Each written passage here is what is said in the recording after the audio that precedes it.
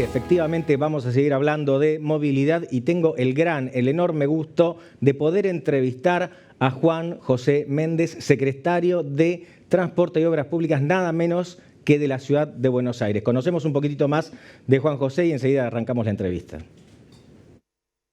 Secretario de Transporte y Obras Públicas del Gobierno de la Ciudad de Buenos Aires. Ocupa este cargo desde diciembre de 2019 con el objetivo de fomentar el uso del transporte público, promover la movilidad saludable, reducir los incidentes viales y las emisiones generadas por el transporte y trabajar en la adaptación al cambio climático. Juan José es licenciado en Economía de la UCA, director de la Agencia Metropolitana de Transporte y miembro del Consejo Global Future del World Economic Forum sobre transiciones en la movilidad urbana.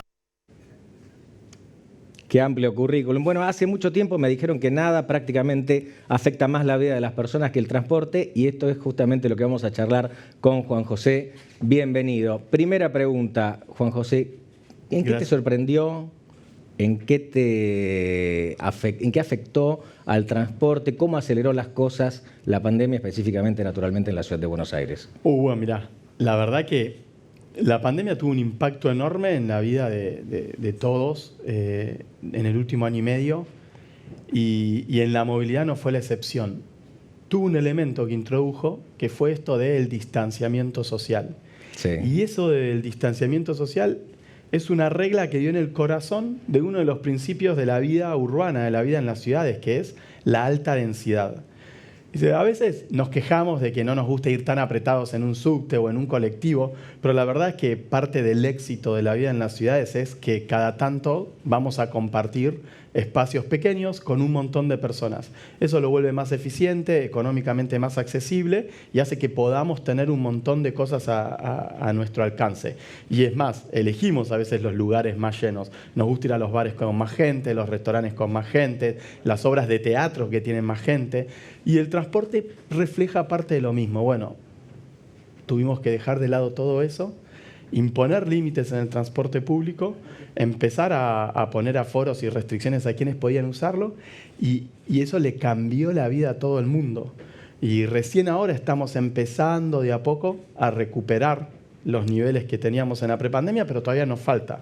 Juanjo, ¿qué de todo eso va a quedar? Me imagino un futuro que quizás espero la pandemia esté solo en los libros de historia. ¿Algo de esas conductas van a quedar o se disipará todo? No, la pandemia también tiene dos resultados posibles. Puede acentuar problemas del pasado o profundizar transformaciones que veníamos llevando adelante.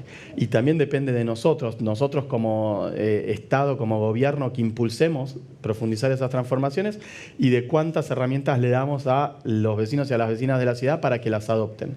Y en este sentido, ¿qué quiero decir? Vimos que el auto creció un montón en su uso. Hoy ya está casi en el 90% de los niveles que tenía en la prepandemia, mientras que todavía el transporte público no se recuperó. Está alrededor del 65% de los colectivos, 30% del subte. Pero la bici está en un 125% de los niveles de la prepandemia. Cuando empezamos la pandemia teníamos 310.000, 320.000 viajes por día en bici. Hoy estamos teniendo 410.000. Es el único modo que creció en la cantidad de usuarios o de personas que lo utilizan respecto de la situación prepandemia. ¿Y eso por qué? Porque la ciudad de Buenos Aires tenía una característica cuando la agarró esta pandemia. No es que nos hubiésemos preparado para esta historia, para nada. Sí nos estábamos preparando para un futuro de sostenibilidad, un futuro más amigable con el ambiente. Y por eso habíamos empezado hace 10 años con las ciclovías, habíamos empezado hace 10 años con la recuperación del espacio público, de que tener un espacio público de calidad no es solo embellecer, sino que es el lugar de encuentro. Bueno, eso fue en aquel momento muy criticado. ¿Hoy considerás que esas críticas quedaron completamente de lado y el modelo en el resto del país es el de ustedes? Eso que era una crítica, fíjate que lo que terminó siendo es la ciudad de Buenos Aires tuvo cierto viso de resiliencia ante esta pandemia, porque rápidamente que nunca usó la bici tenía a su disposición 250 kilómetros de red de ciclovía para moverse de manera segura. Y quizás el que no lo usaba por miedo, porque podía usar un subte o un colectivo, y ahora ya no tenía ni el subte ni el colectivo. Y vio que para vencer el miedo tenía una red de ciclovías seguras. Y eso que te decían que estabas embelleciendo o un gasto superfluo, terminó siendo donde festejábamos los que le sacabas cumpleaños. espacio al auto, ¿no? Sí, Recuerdo eso. y era donde, con los parques donde festejábamos el cumpleaños, incluso en el espacio al auto, que era para la bici, después descubrimos que también le podíamos sacar un poquito más y podíamos llevar la actividad gastronómica al espacio público y acelerar o tratar de tener una recuperación más rápida. Vos hablaste de más del 120% de aumento en el uso de la bicicleta. ¿El gobierno de la ciudad tiene las herramientas para acompañar este crecimiento o ya se había anticipado a esto? ¿Cómo sigue esta historia? Lo primero es la infraestructura, el recorrido que veníamos haciendo durante 10 años y después, durante la pandemia también, cambiamos un poco nuestra mirada y aceleramos también esa transformación. Primero, incorporando ciclovías en avenidas. Fue un cambio de paradigma para nosotros. La red de ciclovías siempre fue en calles secundarias y de doble mano. Y ahora dijimos, no, este es el momento de acelerar este proceso y de dar un salto que es ciclovías en avenidas, Córdoba y Corrientes. 17 kilómetros en menos de un mes y medio de intervención.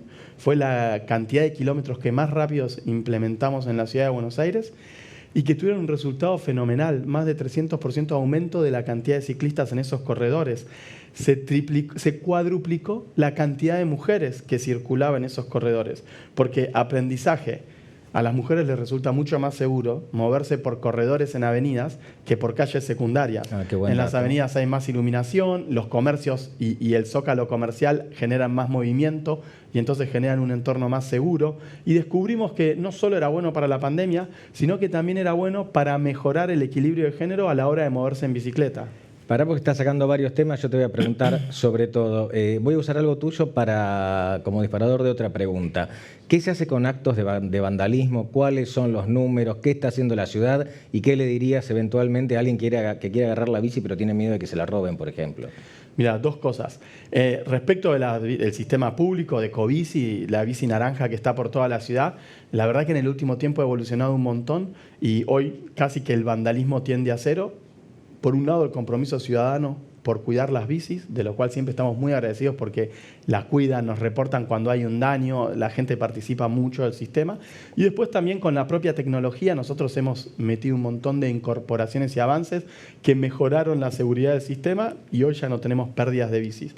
Y respecto de la bici privada, de las bicis de los vecinos, lo más importante es saber que todos los garajes comerciales de la ciudad están obligados a recibir bicicletas al 10% del valor de un auto. Eso hace que estacionar una bici es bastante accesible en cualquier garage de la ciudad. Esto es si no tenés dónde dejarla cuando vas a un restaurante o cuando vas a una reunión, sabés que en un garage la podés dejar y lo vas a hacer de manera económica. ¿No te miran mal cuando vas al garaje y le dejas una bici al 10%? Si alguien te mira mal, le decimos que hable con Juanjo. En el 147 lo pueden denunciar y con defensa del consumidor nosotros vamos a trabajar con ese garage para que las acepten. Igual vamos a ir por la positiva con una sonrisa primero y después llamamos Siempre. al 147. Juanjo, no me mencionaste el monopatín.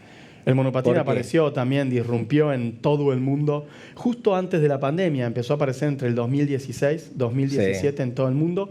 La ciudad de Buenos Aires no fue la excepción. Hicimos un marco de prueba piloto para que las empresas probasen. Después vino la pandemia, los de alquiler quedaron en suspenso, todavía no han vuelto de hecho. Pero sí hubo mucha adopción por parte de los privados. Los privados empezaron a comprarlos. ¿Y por qué? Porque se venden en los mismos circuitos que se venden las bicicletas.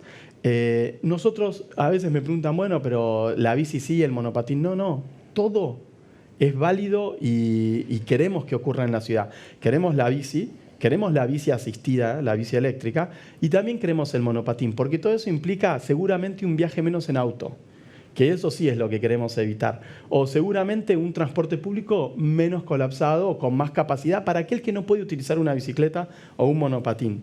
Y la infraestructura, las ciclovías, todo está también disponible para los usuarios de monopatín. Está creciendo, todavía no tiene la relevancia que tiene la bicicleta, pero para aquellos que les cuesta pedalear o que buscan una opción sustentable, que también sea rápida, económica y evitar usar el auto, el monopatín es ideal también. ¿Vos qué elegís, monopatín, bici o bici eléctrica? Bici. A mí me encanta Bici a la pedal. Bici a pedal y soy fanático de, incluso depende si voy a hacer una distancia corta en el día, no sé qué, tengo una bici plegable y si hago alguna distancia un poquito más larga, una bici ya que pedaleo, porque con la plegable sos un hámster, hay que decirlo. Me hace acordar mucho a un exministro de la Nación. Con respecto Guillo es un gran impulsor, fue el gran impulsor de todo esto. Yo soy su continuador. Bueno, le mandamos un saludo desde acá. Mencionaste la brecha de género. ¿Hay brecha de género en tu sector? ¿Se puede resolver? Bueno, de hecho, la entrevista de Carla Quiroga recién un poco hablaba de ese tema. Norma, sí. ¿Se puede resolver? ¿Cómo está eso? Es enorme y es un poco dramática porque, primero, un recuerdo rápido de nosotros hacemos política de movilidad para garantizar acceso a todas las oportunidades que esta ciudad tiene para la gente, de trabajo, de acceso a servicios de salud, de educación y de ocio. Si alguien no tiene, si hay diferencias en eso, ya tenemos diferencias también en cómo accedemos a la educación o cómo accedemos al trabajo o a la salud. Y cuando vos mirás cómo viajan las mujeres respecto a cómo viajan los varones, hay diferencias fenomenales. Los varones principalmente hacen un viaje pendular por motivo de trabajo, el 70% de sus viajes son así. En las mujeres eso solo pasa en el 50% de los casos. Hay un 30% que hace viajes de cuidado, que es llevar a algún familiar a un médico, ir a hacer las compras, ocuparse de llevar a los chicos a la escuela. Y además, ese viaje no es lineal, no es pendular, no va y vuelve. Va a comprar algo, va a buscar al chico, lo lleva al club, vuelve a la casa, después tiene que ir al trabajo. Entonces, cuando lo mirás, también la mujer dedica más tiempo al transporte y al viaje que el varón. Y después, cuando le preguntás cuál es la experiencia, o sea, ya empezás a ver que gasta más tiempo de su tiempo disponible, gasta más plata porque hace más viajes, y cuando le preguntás cuál es su experiencia, sufre mucho más la inseguridad que el varón. Sufre mucho más los robos y sin lugar a dudas, y esto lo tenemos en encuestas, en Argentina, en el mundo, por las denuncias, sufre muchísimo el acoso. El 50% de las mujeres declara que el último año tuvo alguna situación de acoso en el espacio público cuando estaba desplazándose. Y todas te dicen en algún momento de su vida en el espacio público. Entonces ya ahí ves que hay un desequilibrio como usuarias. Después cuando lo ves como lo que escuchábamos recién, Norma que maneja un camión. Sí. Desde el punto de vista de oportunidades laborales también hay un desequilibrio. Hay 40 mujeres manejando colectivos en un mercado laboral de 20.000 conductores. Recién ayer, y celebro, Alexis Guerrera contaba la primera conductora de un tren de la región metropolitana. Cuando uno agarra los aviones, el 1,5% son mujeres pilotos de aviones. En el subte, cuando lo agarramos, no había ninguna. Hoy, después de 10 años de mucho laburo, ya tenemos el 21% de las conductoras son mujeres. Digo, mirá el tiempo que lleva esta transformación. Y el subte es el modo que más oportunidades da a las mujeres hoy día en la Argentina y la transformación que tenemos que hacer en el sector. Perdón, ¿por qué? Porque es el que más las ha incorporado y hoy ya tenemos el 21% de conductoras. Y te mencioné las conductoras, pero hoy tenemos manejando un torno automático en un taller a una mujer también. Cuando antes en el subte, la verdad que las mujeres al único que aspiraban eran a trabajos de maestranza o como mucho trabajar en una boletería.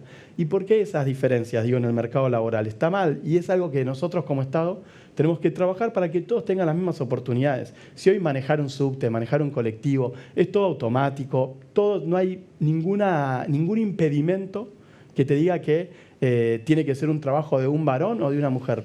Es un trabajo, no tiene género. Y sobre la experiencia, el punto anterior, también implementamos políticas públicas para cambiarlo. Todavía vemos en los trenes de la región metropolitana, en colectivos, una campaña contra el acoso bastante importante, incentivando además a que se denuncie. En la Ciudad de Buenos Aires tenemos una ley que pena, que es un delito, el acoso en la vía pública. Vamos acompañando, visibilizando y además acompañando a las víctimas y buscando a los delincuentes para que la experiencia de viaje sea igual para todo el mundo. Y por último, y no menos importante, ¿quiénes estamos a cargo de la política pública? Históricamente, como pasaba en casi todo el gobierno y en la política, éramos mayoritariamente varones los que liderábamos todo. Y en el transporte no era la excepción. Hoy, en la Ciudad de Buenos Aires, y por un esfuerzo de desarrollar talentos y demás, tenemos por primera vez una mujer dirigiendo el subte, Manuela López Menéndez. que le sobra experiencia. Fue la viceministra de Transporte de la Nación con Guillermo Dietrich, de 25 años de sector público, es brillante. Y hoy es la primera vez que tenemos una mujer manejando el subte. La subsecretaria de Planificación, uno de los roles más importantes de mi equipo, también una mujer, Lucila Capelli. Y mi jefa de gabinete, la mitad de mi equipo son mujeres. Es un equipo balanceado para generar diversidad y políticas públicas que contengan a todos. Claro. Juanjo, me quedé sin tiempo, pero no quiero despedirte antes de hacerte la última pregunta. Necesito que sea breve. ¿Cómo te imaginás, por ejemplo, a la ciudad de Buenos Aires en 10 años en materia de transporte? 10 años en materia de transporte y... Si querés 8, lo que hubiera vos. No, pero lo que sí seguro me imagino es viajar con menos impacto económico, social y ambiental. ¿Qué quiere decir esto? Que definitivamente hayamos alcanzado visión cero en los siniestros viales, que moverse por la ciudad no implique que haya una víctima fatal. Es algo que elaboramos todos y sin importar el color político para que ocurra. Después, en segundo lugar, es que la movilidad va a ser eléctrica.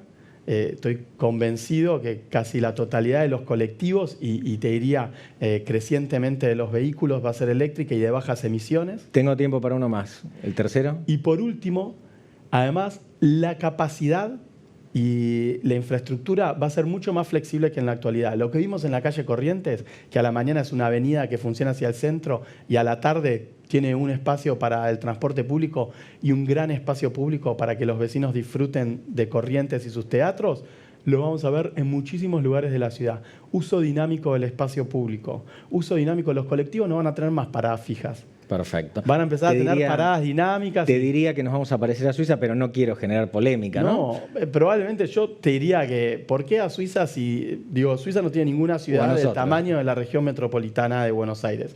Quizás te diría, nos podemos ya parecer a Tokio. Bueno, corre por tu cuenta. Mirá que en 10 años volvemos a hablar.